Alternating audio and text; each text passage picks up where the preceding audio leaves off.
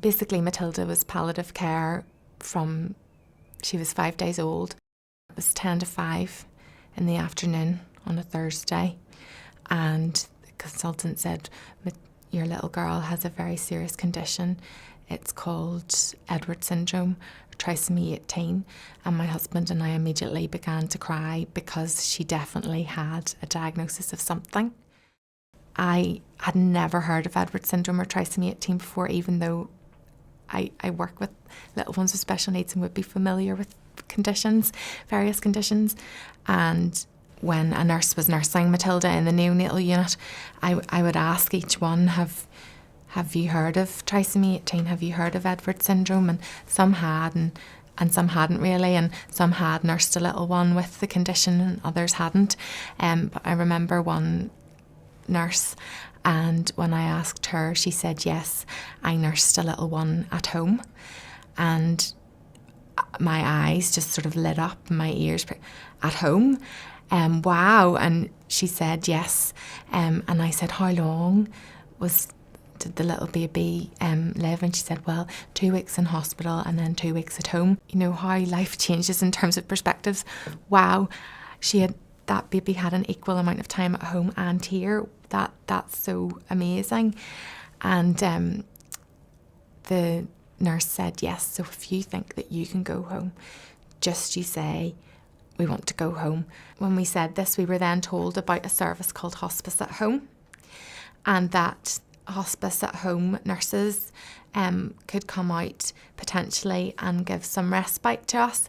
We didn't know how much we would be getting, how often, day or night, but to just know that they were there gave us confidence and a calmness that, okay, if something happens, we know who to call.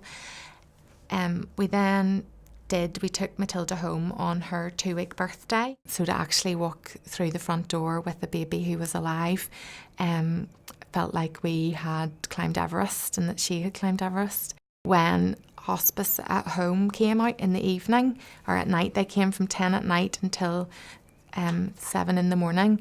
And that meant that Chris and I could go to bed at the same time and get up at the same time, and therefore have the whole day together with Matilda as a little family.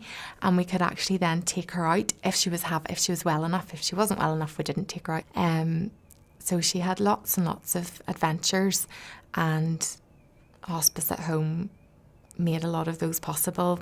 It would be helpful to know maybe, okay, you'll get one night cover a week or 2 nights a week or 2 a month, just so that you can sort of plan and families can think in their heads, yes, that's manageable for us, versus how will we manage.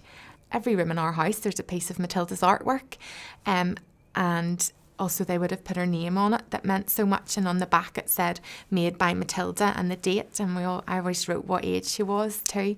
And again, that's something so normal that children bring home their paintings from nursery. That's something that little ones like our little Matilda aren't going to have that experience, and we're not going to have that.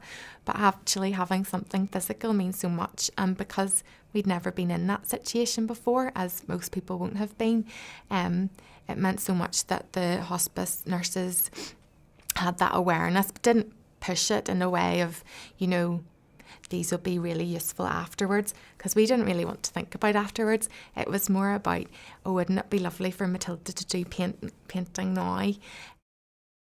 We always sponsor the Children's Hospice and